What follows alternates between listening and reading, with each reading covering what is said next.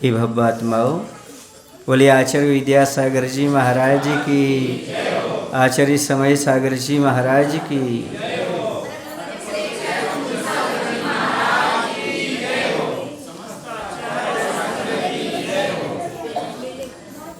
अभी पाठशाला का कलश स्थापन हुआ।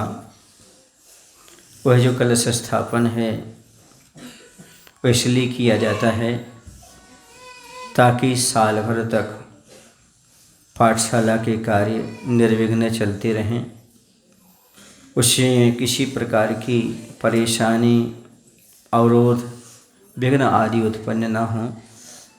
उसके साथ ही कलश स्थापन के माध्यम से जो धनराशि एकत्रित होती है उसके माध्यम से ऐसा होता है कि बच्चों के लिए प्रोत्साहन रूप पुरस्कार आदि हैं, पुस्तक आदि हैं, ब्लैक बोर्ड आदि उनकी व्यवस्था होती रहे और वर्ष में एक आध बार आसपास कहीं तीर्थ यात्रा की वंदना होती रहे। उसके माध्यम से बच्चों को संस्कार मिलते हैं। संस्कार के साथ ही साथ वो अपनी संस्कृति को भी समझते हैं और तीर्थ यात्रा की वंदना का पुण्य भी कमा लेते हैं। अब इसके लिए सुचारू रूप से चलाने के लिए शिक्षकों को बढ़ाने की आवश्यकता है और शिक्षक और शिक्षिका थोड़े से एजेड ना हो करके यदि जवान रहते हैं तो उसका प्रभाव और अच्छा पड़ता है। वो आपका सहयोग करेंगे, बुजुर्ग लोग जो अभी करते आए हैं, लेकिन जो युवा महिलाएं हैं, बच्चियां हैं या कोई पुरुष है, वो जो स्वाध्यायशील है और रुचि रखता है कि बच्चों में संस्कार डालना चाहिए, तो उनको अपना नाम युक्त कराना चाहिए और उन्हें आगे आकर के सहयोग करना चाहिए। क्यों? क्योंकि ये ज्ञानदान है। ज्ञानदान के माध्यम से एक कौंडेश ग्वाला कुंद आचार्य बन सकते हैं। बहुत सारे ऐसे थे जिन्होंने पहले ज्ञानदान दिया और इस युग में आकर के अच्छे क्षयोत्सम को प्राप्त किए। तो ये ज्ञानदान का अर्थ इन्हें समझना है बहुत सारा ज्ञान होना चाहिए तब हम पढ़ा सकते हैं, नहीं। मात्र ग्रंथ देने वाला कौंडेश वाला, उसे तो मालूम ही नहीं था इसमें क्या है क्या नहीं है, एक शब्द ज्ञान भी नहीं था। मात्र शास्त्र को प्रदान किया तो उसका इतना क्षयोत्सम हुआ कि आज वर्तमान के यदि कोई सर्वज्ञ माने जाते हैं तो कुंद आचार्य माने जाते हैं अध्यात्म जगत के। तो ये फल मिलता है। ऐसे आप ये मत समझना कि हमें जब पूरा स्वाध्याय हो जाएगा, पूरा हम पढ़ लेंगे तभी हम पाठशाला पढ़ाएंगे, हमें कुछ नहीं आता तो हम सामने वाले को क्या पढ़ाएंगे, ऐसा नहीं है। आप पढ़ते जाइए पुस्तक में से और पढ़ाते चले जाइएगा। ये भी आपका बहुत बड़ा योगदान समाज को तो हो गई और पीढ़ी भी सुधरेगी, उसके साथ साथ आपको भी ज्ञान का क्षयोत्सम आगे अच्छा रहेगा। क्योंकि जो ज्ञानदान करता है किसी भी रूप में उसको भी ज्ञान की वृद्धि होती है। और अब डोंड बस्ती में निर्णय हो चुका है, वहाँ पर अच्छी तरह से कमरों का निर्माण होगा। तो एक कमरा पाठशाला के नाम से ही रहेगा, जिसमें बच्चों की पाठशाला अच्छी तरह से चलती रहेगी। समझ आ रहा कि नहीं आ रहा? तो अच्छे शिक्षक भी तैयार हो जाए स्वेच्छा से, ज़बरदस्ती किसी से कहना ना पड़े। और ये कोई अपन एहसान नहीं कर रहा समाज पर, बच्चों पर, बल्कि ये समझो आपको सौभाग्य मिल रहा है संस्कार देने का, आपको सौभाग्य मिल रहा है ज्ञानदान देने का। इसलिए जिन बच्चियों की अभी ऐसा लगता है कि 2-4 साल तक कभी इसी गांव में रहेंगे, वो समझ आ रहा है ना, तो उन लोगों को भी पाठशाला में भर्ती होना चाहिए और आगे चल करके और बच्चियों को तैयार करना चाहिए ताकि आप 2-4 साल निकल जाओ तो और बच्चियाँ आकर के उसमें सम्मिलित हो सकें। समझ गए ना? और आपके नगर के कोई ब्रह्मचारी नहीं हो तो उनका भी अच्छे से लाभ ले सकते हैं। उनको जहाँ नज़दीक पाठशाला पढ़ती हो वहाँ वो पढ़ने के लिए अपना योगदान दे सकते हैं, पढ़ा सकते हैं। जहाँ भी हो, चाहे शांतिनाथ जनालय के पास हो, चाहे डोंड बस्ती के पास हो, यहाँ पाठशाला चलना अनिवार्य है। कम से कम 2 पाठशालाएँ तो समाज में चलना चाहिए, दूरी होने से, क्योंकि आधा किलोमीटर लगभग दूरी होती है। बच्चे और टीचर्स जो है ना, रात्रि में आने जाने में विकल्प हो सकता है, बहुत प्रकार के लोग रहते हैं रास्ते में, तो वो वहाँ पढ़ाएं उस साइड वाले और इस साइड वाले इस तरफ पढ़ाएं। कम से कम 2 पाठशाला अच्छे से चलती हैं। और ये पाठशाला अच्छे से चलती हैं तो ये मत सोचना कि मैं लौट के नहीं आ सकता हूँ। कुंतु सागर बीता हुआ वक्त नहीं जो लौट के ना आ सके। समझ आ रहा है ना? लेकिन ये कार्य आप शुरू करो, अच्छी तरह से। और मेरा कहना ये एक पुरुष वर्ग की पाठशाला भी शुरू करो, स्वाध्याय नहीं पाठशाला, जहाँ पर पुरुष युवा लोग आकर के अच्छे से पढ़ सकें। जैसे क्या नाम इनका, ऋषभ, ऐसे एक समय ऐसा निकालो कि सभी लोग अपनी दुकान से छूट करके आएँ या खेत से और एक साथ बैठ करके सब पढ़ें। इसका अर्थ नहीं कि वो जिसको थोड़ा सा नॉलेज है या जो पढ़ा सकता है तो एक व्यक्ति कोई उसकी बात ना करे, सब लोग बैठ करके सुन सकते हैं। आपको विषय सामग्री हम बुलवा सकते हैं, जो आपको विषय पढ़ाना है सारे विषय, तो युवा लोग भी तैयार हो जाएंगे। एमपी में बहुत सारे ऐसे युवा लोग हैं आप लोगों की उम्र के, जो 9 बजे दुकान क्लोज करके आते हैं और 9 से 10 तक स्वाध्याय करते हैं। समझ आ रहा है ना? सिलवानी में जाकर के देखना और बहुत जगह जाकर देखना, वहाँ पर युवा लोग ही पढ़ते हैं आपस में बैठ करके सब। तो उन्हें मालूम पड़ता है कि जैन धर्म क्या है, चर्या क्या है, सत्य क्या है, सत्य क्या है। जो आजकल आप लोग व्हाट्सएप पर पढ़ते हो, मोबाइल में यूट्यूब में पढ़ते हो, दुनिया भर की बातें आती हैं, कौन सा पंथ कौन सा पथ क्या, इन सब के आप जवाब तो दे सको। कोई आपसे बात करता है ये क्यों नहीं करना चाहिए, क्यों नहीं कर, जब स्वाध्याय करोगे तब तो उसका जवाब दे पाओगे, समझ पाओगे संस्कृति को, साधु की चर्या क्या होती है, मुनि की चर्या क्या होती है, कैसे हमें करना चाहिए, कैसे समाज में रहना चाहिए। ये सारी चीज़ें युवाओं को भी, बुजुर्गों को भी अपनी पाठशाला करना चाहिए। वैसे युवा पाठशाला मतलब उस लोग पुरुषों की पाठशाला, किनकी पाठशाला? पुरुषों की। पुरुषों में 35 साल का भी, 25 साल का भी और 80 साल का भी एक ऐसे नियुक्त करो। शर्म की बात नहीं है, हम तो स्वाध्याय कर रहे हैं। जैसे प्रवचन में सब प्रकार के लोग बैठते हैं, बैठते कि नहीं बैठते, ऐसे वो स्वाध्याय कर रहे हैं। हम कोई पाठशाला नहीं पढ़ा रहे, कोई वहाँ शिक्षक नहीं है, बल्कि आपस में बैठ करके क्या कर रहे हैं, उसको पढ़ रहे हैं। उससे क्या होगा, आपको पूरा नॉलेज प्राप्त होगा। पुस्तकों की जरूरत पड़ेगी, हम आपको बता रहे हैं कहाँ से बुलाना, कैसे करना, लेकिन ये होना बहुत ज़रूरी है और सदलगा में होना तो बहुत ज़रूरी है। क्योंकि आचार्य भवन का गाँव है, जन्म स्थान है दोनों आचार्य महाराज का, दोनों व्यापक श्रवण का। सुन रहे ना? तो ये बहुत आपका पुण्य का उदय है, अच्छा है, सब कुछ है। इसको आगे सुचारू रूप से पढ़ोगे, बढ़ाओगे तो अच्छा रहेगा। युवा पीढ़ी को समझने की आवश्यकता है, क्या मिथ्यात्व है, क्या सच्चे देव हैं, क्या शास्त्र हैं, क्या गुरु हैं। अभी इन बच्चों को ज्ञान नहीं है, आपको विश्वास नहीं होगा। अभी मैं वहाँ से बिहार करके आ रहा हूँ, बेलगोला से। कर्नाटक में कुछ लोगों को ये भी पता नहीं है कि देवताओं के संयम होता है कि नहीं होता है, देवता को कौन सा गुणस्थान होता है ये भी नहीं पता उनको।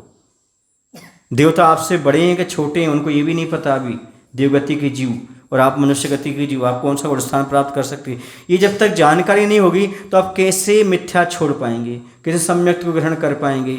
और बिना सम्यक के मोक्ष हमारा प्रारंभ नहीं होता। क्या सच्चे गुरु होते हैं, ये कुछ लोग जानते हैं कि देवशास्त्र गुरु क्या होते हैं, उनकी चर्या क्या होती है, तो क्या उतना ही काम चलता रहेगा? नहीं, सबको आगे बढ़ाओ और सब समझें कि साधु क्या होते हैं, साधु की चर्या क्या होती है और हमें साधु के प्रति कर्तव्य क्या होते हैं, धर्म क्या होता है, धर्म के प्रति हमारा कर्तव्य क्या है, समाज क्या है, समाज के प्रति हमारा क्या कर्तव्य है, परिवार क्या है, परिवार के प्रति क्या कर्तव्य है। यदि मैं कहता हूँ पाठशालाएँ शुरू हो जाएंगी तो आपकी 80% समस्या तो अपने आप समाप्त हो जाएंगी।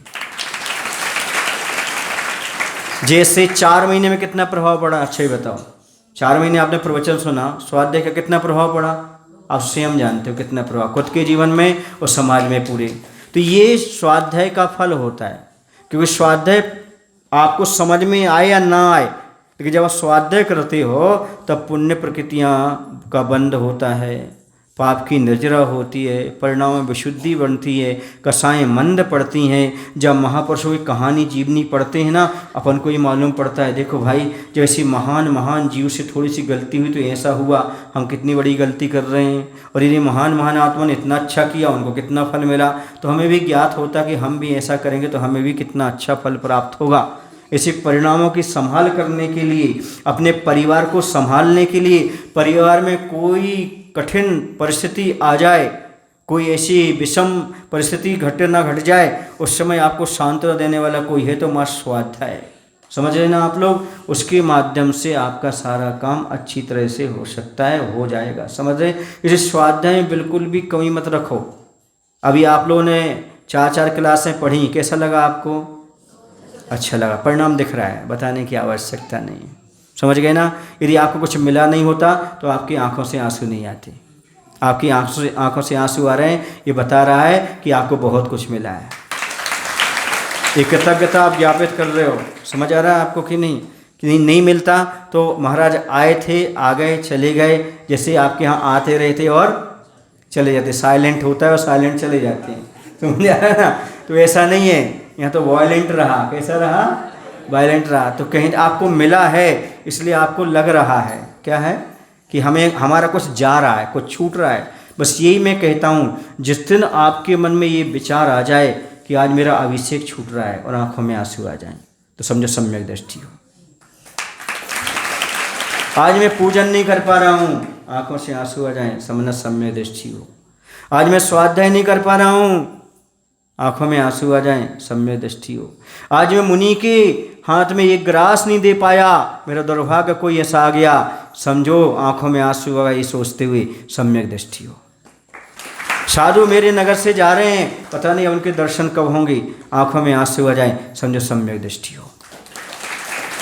क्यों? देव शास्त्र गुरु के प्रति श्रद्धा समर्पण यही बताता है कि वो हमसे दूर जा रहे हैं। बस ये भाव जहाँ आएगा, सच्चे गुरु यही है, सच्चे प्रभु यही है, ये भाव आते ही श्रद्धा आपकी बलवती हो जाती है और मिथ्यात्व गल जाता है। इन आंसुओं में मिथ्यात्व बह जाता है। कहा है? वाणी गदगद यन बपो पुलकयन और नेत्र द्वयम स्वयं। हे भगवान, मेरी वाणी गदगद हो जाए और मेरी दोनों आंखों से आंसू बह निकले। समझ रहे? जब आपकी भक्ति कर रहा हूँ तब ऐसा उसमें मिथ्यात्व पाप सारे बह जाते हैं। याद रखना, रो लो जिसको रोना हो, अच्छे से, कोई बात नहीं है। हाँ, मैं तो रुलाने के लिए बैठा ही। पूछो क्यों? देखो, जिसके से हंसकर बात कर सकते हो उसके साथ 2 दिन रह सकते हो, और जिससे रोकर बात कर सकते हो जिंदगी भर तुम्हारा सहारा हो सकता है। हर किसी के सामने नहीं रोया जाता और रोना भी नहीं। अपना स्वाभिमान रखना, रोऊंगा तो मात्र देवशास्त्र गुरु के सामने, अपने उपकारी के प्रति बिछोड़ने पर, बाकी आंसू नहीं बहाना कभी भी। समझ आ रहा है ना? क्यों? क्योंकि ये हमारी निशानी है। किसकी निशानी है? सम्यक दर्शन की निशानी है कि हम अपने गुरु से दूर जाएं, हम अपने प्रभु से दूर जाएं, तो उस समय आंखों में आंसू है। बाकी दुनिया से कहीं भी चले जाएं, उनसे मत तो नहीं रखना, उनसे छोड़ देना, और ये सोचना यही हमारा है। समझ आ रहा ना? आज जैसे एक बार प्रवचन कर रहे थे, दीपावली का दिन था। आचार्य ने कहा कि गौतम स्वामी को आखिरकार केवल ज्ञान अभी तक क्यों नहीं हुआ था, और उसी दिन क्यों हुआ? किस दिन? जिस दिन भगवान चले गए। इसका अर्थ ये है, गौतम स्वामी को राग था भगवान महावीर से। भगवान गए होंगे मोक्ष, गौतम स्वामी रोए होंगे, बाद में ध्यान में बैठ गए होंगे, केवल ज्ञान की प्राप्ति होगी। क्योंकि 40 साल तक जिनके चरणों में रहे होंगे, भगवान की दिव्य ध्वनि का झील करके सब जगह अपना प्रचार प्रसार किया होगा, उनको कैसा लगता होगा, किस प्रकार का उस समय दृश्य होगा। वैसे ही दृश्य होता है बंधु। जब हम लोग भी आचार्य भगवान से दूर जाते हैं तो हम लोगों की पीड़ा भी यही रहती जो पीड़ा आप लोगों की है, क्योंकि आप यहाँ भक्ति कर रहे हो, हम लोग वहाँ भक्ति करते हैं। समझ आ रहा ना? तो हर कोई चाहता है कि गुरु हमें हमेशा प्राप्त होते रहें, उपलब्ध होते रहें, लेकिन याद रखो बंधु, नदी का स्वभाव बहना होता है। क्या होता है? नदी बहती रहती है, जिसको अंजलि से पानी भरना हो पानी पी ले, अपने स्नान करना स्नान कर ले, झाका मारे, और बाकी वह पानी आगे बहता चला जाता है। आप कह सकते हो ये सल्ला का घाट है, पर नदी कभी नहीं कहती मैं यहाँ का घाट हूँ, क्योंकि वो घाटा में आ जाएगी। इसी नदी तो अपनी बहती चली जाती है। ऐसे साधु संत हमेशा आगे बहते चले जाते हैं, निकलते चले जाते हैं। राग देश से हमेशा बच कर के अपने परिणामों को अच्छा बनाते हुए, अनुकूलता को छोड़ते हुए, प्रतिकूलताओं को अपनाते हुए क्या करते? आगे बढ़ते चले जाते हैं। यदि अनुकूलताओं में जीना ही रह गया तो फिर साधु जीवन समाप्त हो जाता है। अनुकूलताएं, प्रतिकूलताएं, सारी चीज़ें देखते हुए जहाँ आगे पीछे निकल जाया करते हैं। समझ आ रहा है आपको? आप रोटी सेकिए, आप लोग रोटी जानते हैं ना? रोटी यदि उसको पलटा ना जाए तो जल जाती है। पान के पत्ते यदि पलटे ना जाए तो सड़ जाते हैं। समझ रहे हैं ना? ऐसी साधु के लिए भी पलटते रहना चाहिए, स्थान बदलते रहना चाहिए। समझ आया ना? ये सिद्धांत है, और साधु का तो ऐसा ही है। साधु भाई किसका, खाया पिया किसका किसका। साधु भाई किसी का नहीं होता है। आप भले उनको अपना मान के चलो, पर साधु किसी से राग और द्वेष नहीं होता है। वो तो एक पड़ाव है, 4 महीने का पड़ाव था आपके नगर में। स्टेशन थी, स्टेशन घूम लिया, सामान बेच लिया, अब बस आगे निकल जाती है। हाँ, कभी कभी ऐसा होता है गाड़ी लौट के भी आ जाती है, ऐसी कोई बात नहीं, उस स्टेशन से आगे भी निकल जाती है, ऐसा कुछ नहीं है। लेकिन ड्राइवर वादा नहीं करता आऊँगा, ऐसा कोई वादा नहीं करता है कि आऊँगा, क्योंकि वचन नहीं देते हैं, प्रवचन देते हैं। वचन तो नहीं दिया जा सकता कि लौट के आऊँगा, लेकिन इतना आवश्यक है यदि आप लोग ये जो आपके सामने काम है, कीर्ति स्तंभ का है ना, गुरु मंदिर चरण पादुका का है, द्रोणवस्ती की बेदी आदि का है, यदि ये हमारे नियत समय के भीतर कार्य हो गया तो एक बार सोचूंगा। क्योंकि कुंतु सागर वो बीता हुआ वक्त नहीं है जो लौट के ना आ सके। पर क्या करूं, मैं एक छोटा सा बादल का टुकड़ा हूं। क्या हूं? एक मैं छोटा सा बादल का टुकड़ा हूं। मैं तो बरसता हूं हर जगह, पर क्या करूं, एक छोटा सा बादल का टुकड़ा है, सारा देश ही तो प्यासा दिखता है, कहाँ बरसूं। सारा देश ही तो प्यासा दिखता है, कहाँ बरसूं। पर यह है जिसका पुण्य होता है वहाँ पर बादल ठहर करके बरसना शुरू कर देता है। तो आपका 4-5 महीने का जितना पुण्य था आपको मिला। शायद हमने भी नहीं सोचा था कि सतलगा चतुर्मास होगा, और शायद आपने भी नहीं सोचा था। फिर भी हमने सोच भी लिया होगा चतुर्मास यहाँ होगा, आपने भी सोच लिया होगा, पर आपने इतना नहीं सोचा होगा कि चतुर्मास में इतनी वर्षा होगी।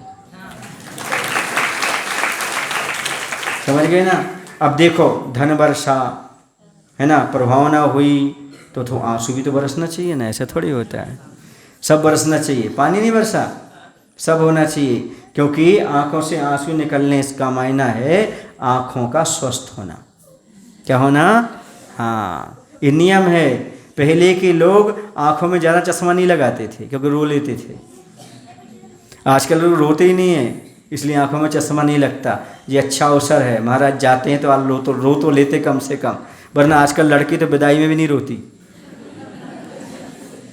रोती के विदाई में आजकल नहीं रोते, मम्मी बाय बाय टाटा निकल जाते। समझ गए ना। तो कम से कम ये क्षण अच्छे रहते हैं, साधु आते हैं निकलते चले जाते हैं, आप लोगों को आंखें साफ हो जाती हैं। पहले क्या होता, धुआं होता था, धुआं समझते हैं आप लोग?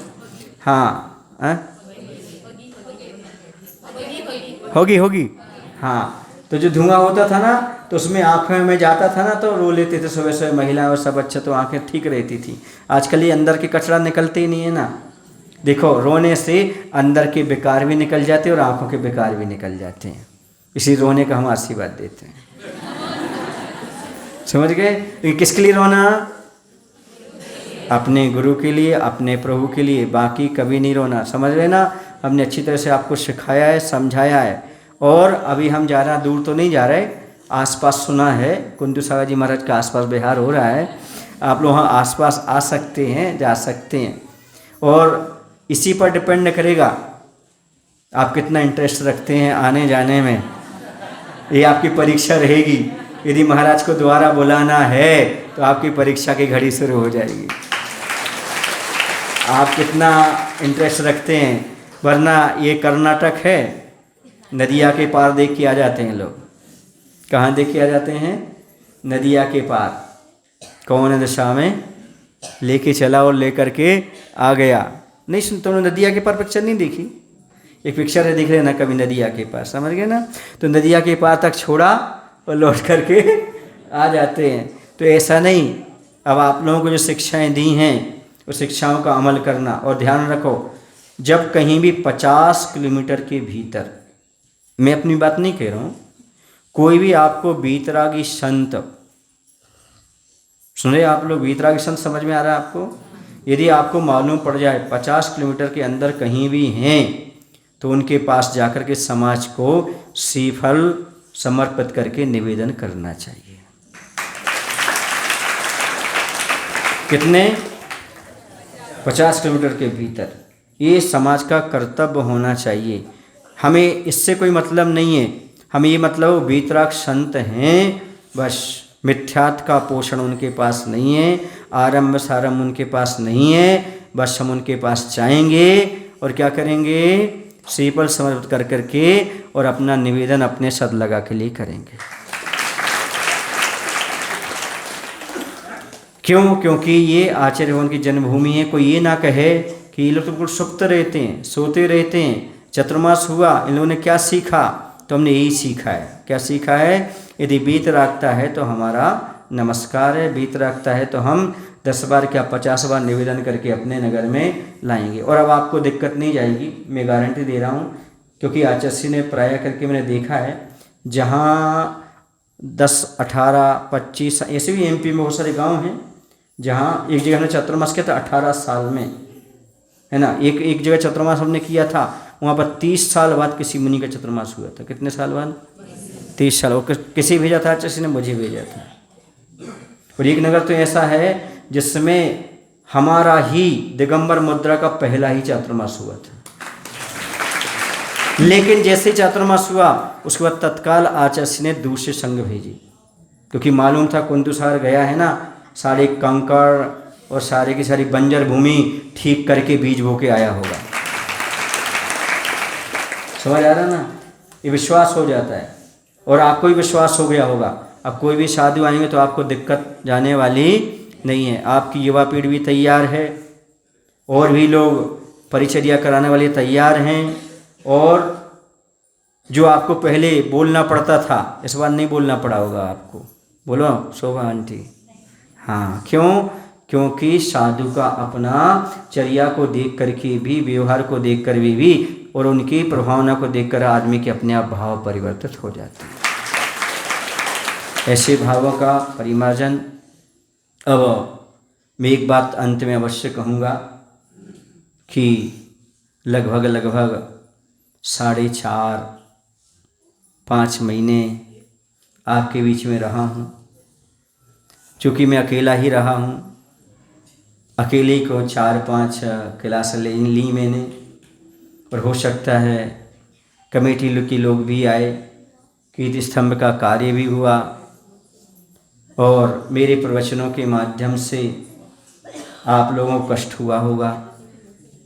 हो सकता है कोई मेरे वाणी का तीर आपके हृदय में चुभ गया हो, आप लोगों को बुरा लग गया हो, मेरी चर्या के माध्यम से आपको कष्ट पहुंचा हो, या समाज के लोग हमारे पास बैठे हो हमने डांटा हो, युवा भैया लोगों को डांटा हो, बहनों को डांटा हो, किसी को चौके से बाहर निकाला हो, किसी को कक्षा से बाहर निकाला हो, किसी से कान पकड़वाए हों, है ना, या किसी को एंट्री ना दी हो, तो बुरा नहीं मानना, उसमें भी अच्छा लगा। और ये समझना कि महाराज ने हमें कुछ भी कहा है तो हमारे भले के लिए कहा होगा। महाराज के अंदर कोई कसाई नहीं रहती है, महाराज तो अनुशासन में करते हैं। और आपने देखा होगा मेरा रूल्स है, मैं सब समय पर काम करना पसंद करता हूँ, चाहे सामायिक हो, चाहे प्रतिक्रमण हो, चाहे कक्षा हो, चाहे कुछ भी हो, मुझे समय बहुत प्रिय है। क्योंकि मैंने आचार्य भगवान से एक ही बात सीखी है, हर काम समय पर करना। सीखा तो बहुत कुछ है, लेकिन समाज के बीच में रह कर के एक मैंने सीखा है कि हर कार्य कैसे हो, समय पर होना चाहिए। समय पर सारे कार्य होते हैं, अनुशासन से होते हैं, तो उसका आनंद अवश्य आता है। विधान में भी आप लोगों को कष्ट हुआ होगा, उतने दूर तक जाना पड़ा, बार बार हुआ, हर बार, है ना। तो जिसको जो कुछ चीज़ बुरी लग गई हो, तो अभी हम पास में हैं, कल तक हमें पास दी जाना, बोलना महाराज जी हमें आपकी बात बुरी लगी है, हमें वापस कर देना, हम गन्ने के खेत में छोड़ देंगे उन्हें, हम भी बाहर नहीं ले जाएंगे। समझ गए? इसलिए पूरी समाज से मेरा कहना है, यदि आप लोगों के मन में कोई चुभन हुई हो तो आप उससे मन में ना रखें, उसे छोड़ दें। और मैं तो समाज की कोई बात रखता ही नहीं हूँ, जो होता है बोल करके साफ कर देता हूँ। इसलिए मेरा भी पूरी समाज के लिए क्षमा भाव है, आशीर्वाद है। बस ऐसे ही देव शास्त्र गुरु की भक्ति हमेशा करते रहना और निरंतर प्रयास करते रहना। अभी मैंने कहा नहीं कि मैं बिहार कर रहा हूँ, हाँ, क्योंकि यहाँ के सब लोगों का कहना था महाराज जी अब आप बोलना नहीं कि हम बिहार करेंगे बिहार करेंगे। मैंने कहा बिल्कुल नहीं, बोलूँगा ही नहीं। अब तो मैं जिस दिन बिहार करूँगा उस दिन तो बोलूँगा ही नहीं कि मैं बिहार कर रहा हूँ। समझ में आ रहा ना, बच्चों को पीड़ा होती थी और वो बार बार कहते ऐसे क्यों कहते महाराज कि अभी दिन इतने दिन बचे इतने दिन बचे इतने दिन बचे। इसलिए कहता था ताकि आप जितने दिन बचे उसका लाभ अच्छे से ले सकें। आपको डराने के लिए नहीं, आपका दिल दुखाने के लिए नहीं, क्योंकि मैं कोई कार्य दिल दुखाने के लिए नहीं करता, मेरा भाव भी ऐसा नहीं रहता।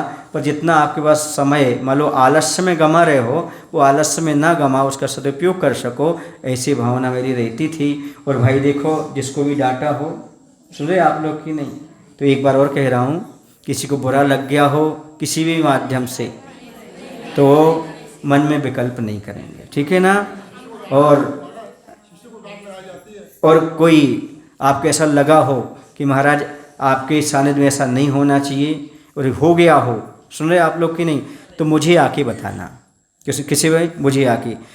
आप यदि मुनि की यहाँ वहाँ बात करोगे तो आपको कर्म का बंध होगा, सुन रहे ना। मैं हर बार कहता हूँ, आज भी कह देता हूँ, जहाँ भी जाता हूँ, आपको जिस साधु की निंदा करना सो कर लेना, पर मेरी मत करना। पूछो क्यों? पूछो ना क्यों? क्योंकि मैं नहीं चाहता मेरे निमित्त से कोई नरक जाए। क्या कह रहा हूँ? मैं नहीं चाहता कि मेरी निंदा करके आप नरक जाओ, मैं तो ये चाहता हूँ आप साधु की प्रशंसा करके स्वर्ग जाओ। मैं निमित्त ना बनूं आपकी दुर्गति में, मैं निमित्त ना बनूं आपकी बीमारी में, मैं निमित्त ना बनूं आपकी दरिद्रता में, मैं निमित्त ना बनूं आपकी विकलता में, मैं निमित्त ना बनूं आपके पागलपन में। बस भगवान से यही प्रार्थना करता हूँ।